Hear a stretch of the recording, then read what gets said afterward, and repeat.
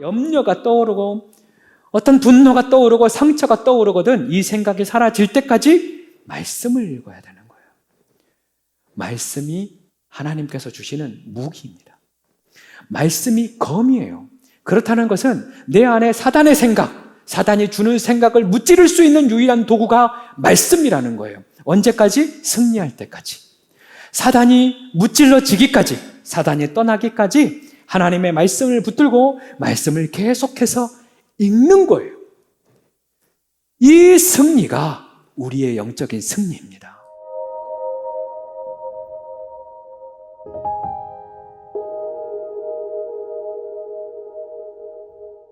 우리 교회가 주일의 예배 그리고 목요 예배를 같이 드리고 있어요.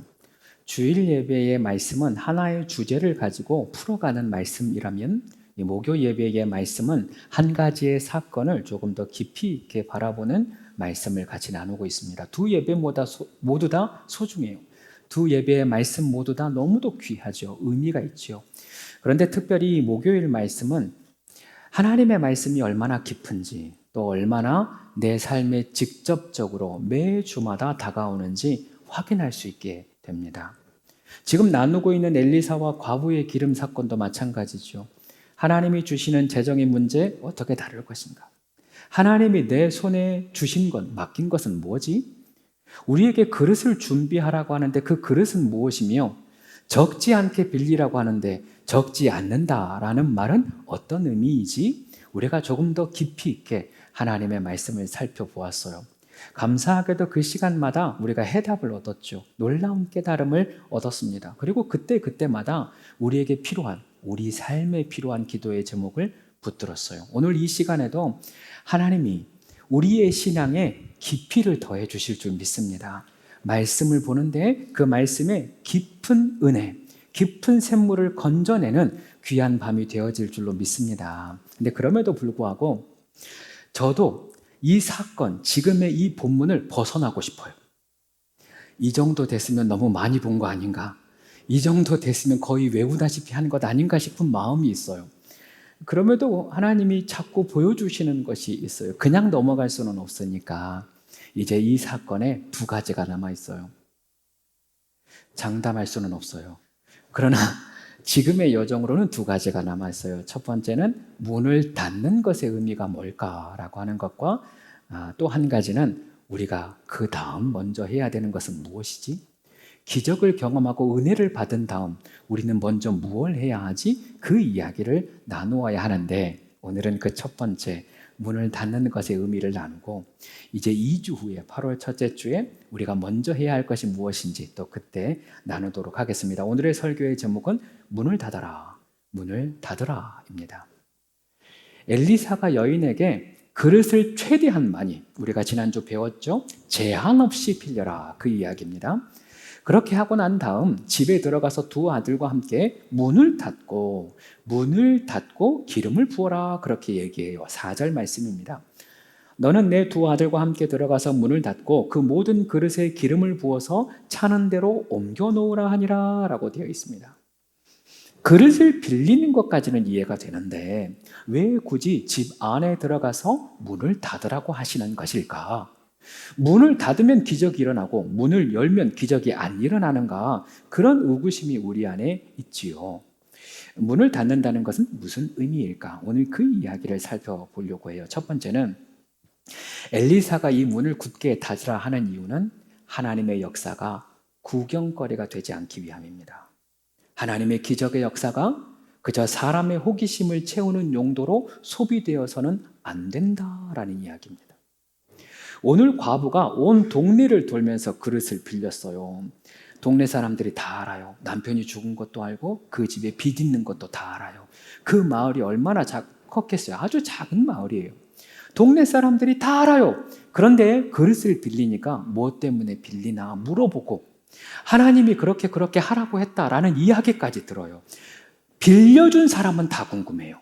그릇 빌려준 사람은 도대체 무슨 일인가? 도대체 저 집에 뭔 일이 일어나는가? 다 몰려옵니다. 물론 성경에 기록되진 않았지만 그랬을 것 같다는 거예요. 어떤 분들은 그래도 기적을 눈으로 보면 하나님을 믿지 않을까? 기적을 눈으로 보면 하나님을 더 잘 믿지 않을까라는 생각을 해요. 아마 이 중에도 있을 거예요. 그러나 그렇지는 않아요. 여러분 생각해 보세요. 예수님이 수많은 기적을 일으켰어요. 성경에 기록된 대로 성경에 다 기록하지 못할 만큼 예수님이 너무도 놀라운 기적을 일으켰습니다. 덕분에 수많은 사람들이 따랐죠. 그런데 예수님이 그 무리들을 향해서 뭐라고 하냐면 이 무리들이 나를 따르는 것이 아니라 떡을 보고 떡을 쫓아서 다닌다라고 했어요. 심지어 그 기적을 쫓아서 왔던 수많은 사람들 어떻게 되었나? 예수님을 못 박으라고 소리쳤죠. 예수님 기적을 보았던 그 수많은 사람들이 오히려 예수님을 못 박으라고 소리치는 장본인이 됩니다. 베드로와 사도 바울도 마찬가지예요. 수많은 기적을 그들이 일으켰어요. 병든 자를 고치고 죽은 자도 살렸습니다. 그러나 그 기적이 신실한 그리스도인을 만들지는 못했어요. 오늘도 마찬가지예요. 요즘에도 기도원 쫓아다니는 사람 꽤 많아요. 누구한테 안수 받으면 병이 낫는다더라. 누구한테 기도 받으면 헌금 많이 하면 복을 얻는다더라. 사업이 잘 된다더라. 그게 저예요. 그냥 저라고 믿으세요. 저한테 기도를 많이 받으면 돼요. 실제로 기적이 있을 수 있죠. 그러나 그 기적이 구원에 이르게 하는가? 그것은 아니에요. 기적이 일어나서 어떤 사람에게는 믿음이 들어올 수 있지요. 그러나 모든 기적이 믿음에 이르게 하지는 못합니다. 오히려 그 반대예요. 기적을 바라고 신앙생활을 하기 시작하면 더 큰 시험에 빠져요. 제가 수없이 봤어요. 기적을 통해서 하나님 만난 사람들은 어떻게 되나? 평생 기적을 구해요. 하나님 믿어서 뭔가 잘된 경험이 있다라고 하는 사람은 어떻게든 복을 구해요. 기복신앙이 되어집니다. 어느 날 그런데 이게 안 일어날 수도 있잖아요. 안 일어나면 어떻게 되나? 실망해요. 뭔가 잘못된 것 아닌가? 내 안에 뭐가 잘못된 것은 아닌가? 내 가족 중에 뭔가 잘못된 것은 아닌가?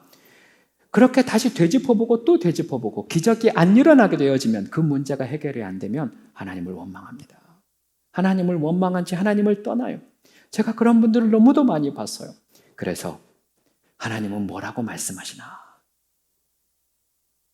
사람이 떡으로 사는 것이 아니라 하나님의 말씀으로 산다는 거예요.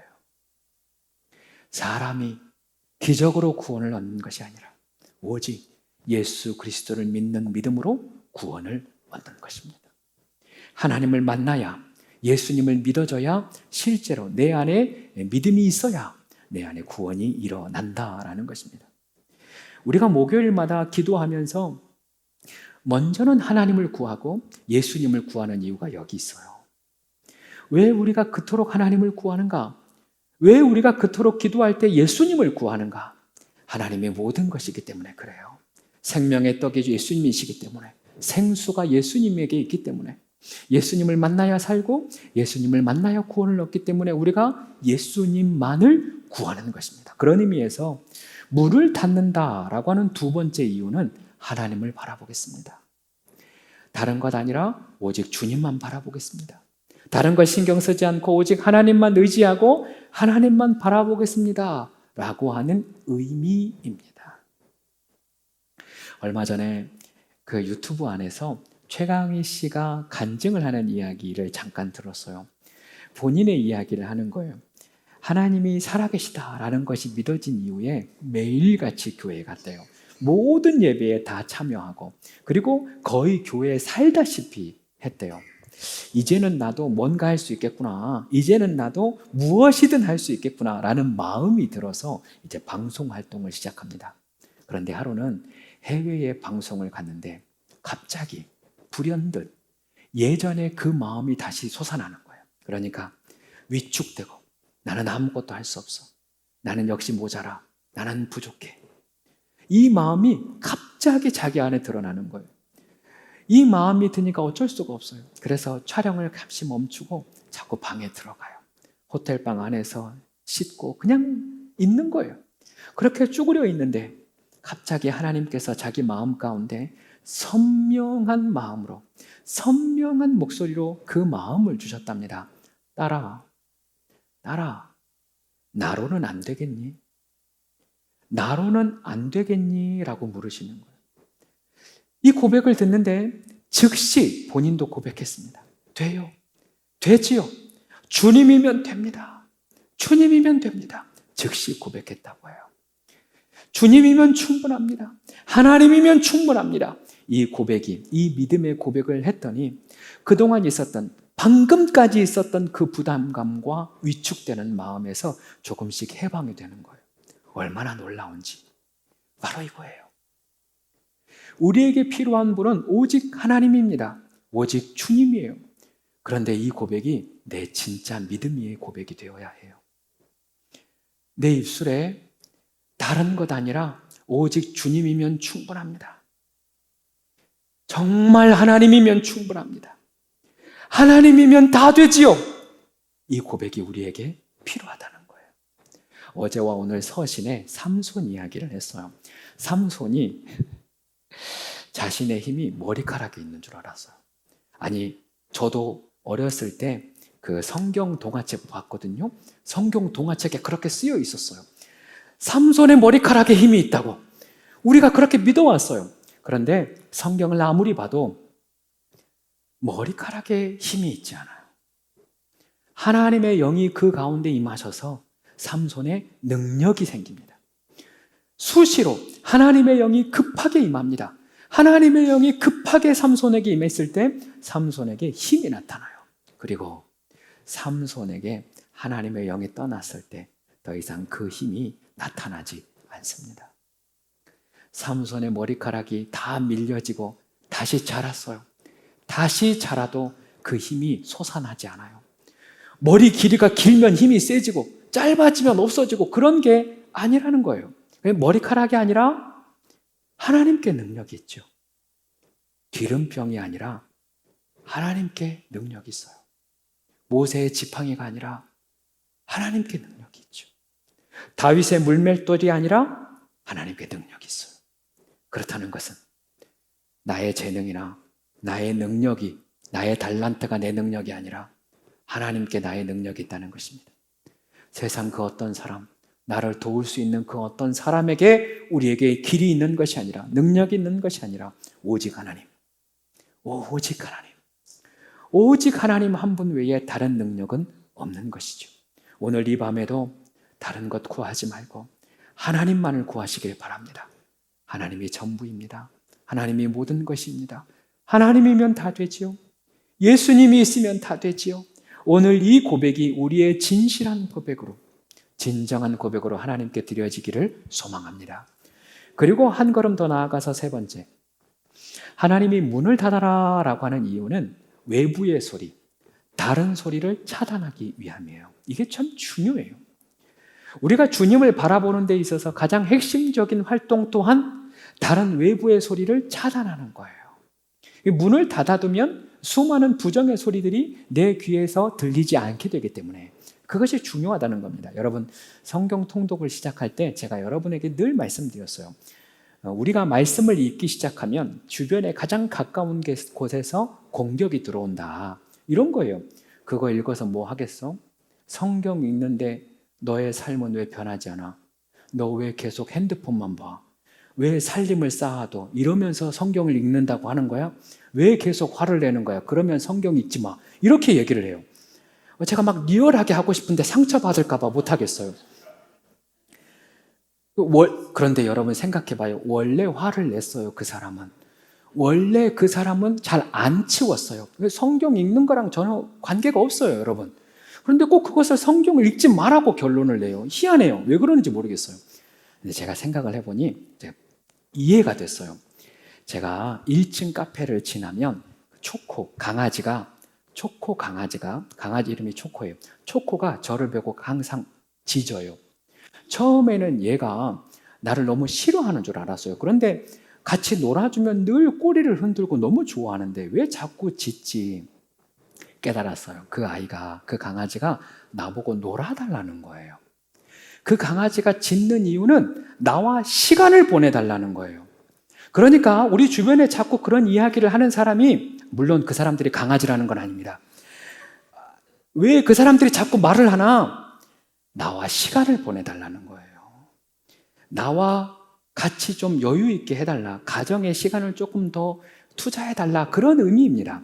그러면 여러분, 그런 말을 들을 때 시험 들지 말고 시간을 확보해서 그 시간을 같이 보내줘야 돼요. 같이 대화를 좀 해주고 집안 청소도 좀 해주고 조금 더 시간을 내주면 그러면 되는 거예요. 어디 통도뿐이겠어요. 목요일 날 나오는 것도 마찬가지예요. 목요일 날 밤에 나올라 치면 아니 주일에도 교회 가는데 뭘 목요일도 가나. 우리는 교회가 예배 2번밖에 없는데 2번 말고 뭐 더 얼마나 드리겠습니까마는 뭘 목요일까지 가나. 주일 예배 열심히 드리면 되지 무슨 수련회까지 오라고 하나. 뭐 이런 얘기예요. 교회를 다녀도 곱게 다녀라 이런 얘기도 참 많이 들어요. 이런 소리가 외부에만 있는 건 아니에요. 내 안에도 있어요. 내 안에도 스스로 얘기해요. 교회 가서 뭐 하나? 기도해서 뭐 하나?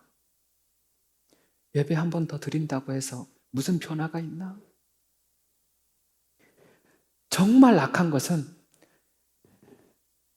예배 안 드려도 괜찮을 걸? 하나님이 다 이해하실 걸? 하나님이 이런 나를 잘 아시지? 알지만 가만두지는 않을 겁니다, 아마. 이런 소리가 별것 아닌 것 같지만 성경은 믿음은 들음에서 난다고 했어요. 이것이 성경만 의미하는 게 아니에요. 우리가 어떤 소리를 듣느냐, 어떤 말을 듣느냐, 어떤 이야기를 듣느냐에 따라서 우리 안에 믿음이 생겨요. 그 부정적인 말을 들으면 부정적인 믿음이 실제로 생겨요. 그 말이 진짜인 줄 알아요. 그 부정의 소리가 내 생각과 내 마음을 지배해서 말씀 못 보게 해요. 예배 가지 못하게 해요. 그냥 거기 있게 만드는 겁니다. 이때 우리가 뭘 해야 되나? 먼저는 그 생각을 분별하고 그리고 방금 이야기했듯이 문을 닫고 그러니까 차단하고 우리의 관심을 우리의 시선을 하나님께 두어야 돼요. 한 가지씩 살펴봅시다. 먼저 이 생각이 하나님의 것인지 사단이 주는 것인지 분별해야 합니다. 요한복음 13장 2절에 이렇게 말씀하고 있어요. 마귀가 벌써 시몬의 아들 가룟 유다의 마음속에 예수를 팔려는 생각을 넣었더라라고 되어 있어요. 생각은 유다가 했죠.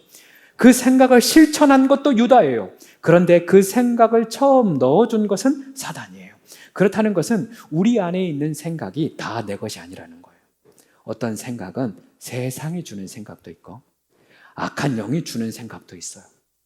불신의 영, 낙심의 영, 우울의 영, 분노의 영, 이런 악한 영들이 우리 마음 가운데 생각을 넣어주는 것일 수도 있어요. 그래서 우리의 생각을 늘 분별해야 합니다. 어렵지 않아요. 하나님께 영광이 되면 하나님의 생각입니다. 그러나 하나님께 영광이 안 되는 것은 사단의 생각이에요. 그리고 내 안에 생명력이 일어나면 하나님의 생각입니다. 그러나 내 안에 어둠이 일어나면 사단의 생각이죠. 또 하나 있습니다. 공동체의 덕이 드러나면 하나님의 생각이고 공동체를 깨뜨리고 우리 가정을 깨뜨리고 교회 공동체를 깨뜨리면 사단의 생각이에요. 제일 중요한 것.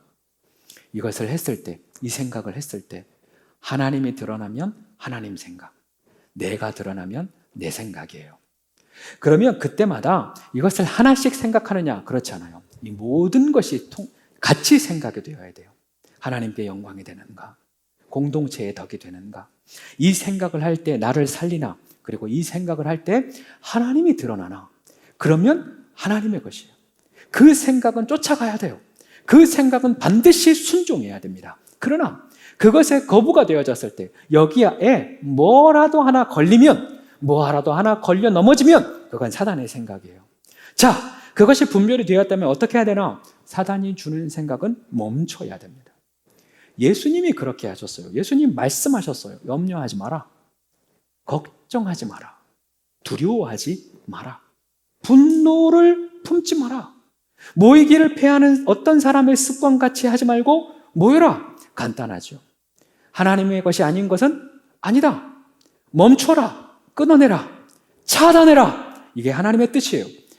그런데 여기서부터 문제가 생겨요. 부정적인 생각을 멈추는 방법이 없어요. 멈춰야지 하는 생각으로 멈춰지지가 않아요. 심리학에서 얘기하는 화이트 베어 이펙트. 제가 무의식 중에 영어가 나와버렸어요. 하얀 곰 효과. 그러니까 5분 동안 하얀 곰 생각하지 마세요 라고 하는 순간 하얀 곰만 생각이 난다는 거예요. 그렇게 된다는 거예요. 그래서 부정적인 생각을 이길 수 있는 방법은 긍정적인 생각을 하라, 그렇게 얘기해요. 그런데 긍정적인 생각이 우리 안에 떠오릅니까? 화가 나는데 긍정적인 생각이 떠오릅니까? 내 안에 분노가 가득하고 우울이 내 안에 가득한데 이것이 어떻게 긍정적인 생각으로 바뀝니까? 그래서 성경을 봐야 돼요. 성경에는 뭐라고 되어 있나? 여호수아가 모세에 이어서 지도자가 되었을 때 그 마음 가운데 두려움이 가득했어요. 걱정이 가득했어요. 염려 가득했어요. 그때 하나님이 뭐라고 하시나? 여호수아 1장 7절에서 8절. 오직 강하고 극히 담대하여 나의 종 모세가 내게 명령한 그 율법을 다 지켜 행하고 우로나 좌로나 치우치지 말라. 그리하면 어디로 가든지 형통하리니 라고 되어 있어요. 아, 하나님 말씀대로 해야 되는구나. 그런데 이게 잘 안 된다고 했잖아요. 그래서 어떻게 하라고 했나? 그 다음 이 율법책을 내 입에서 떠나지 말게 하며 주야로 그것을 묵상하여 그 안에 기록된 대로 다 지켜 행하라. 그리하면 내 길이 평탄하게 될 것이요 내가 형통하리라. 할렐루야. 방법이 무엇이냐면 우로나 좌로나 치우치지 말고, 이 의미는 두리번거리지 말아라. 방금 얘기했죠? 차단하라. 그 다음 어떻게 해야 되나?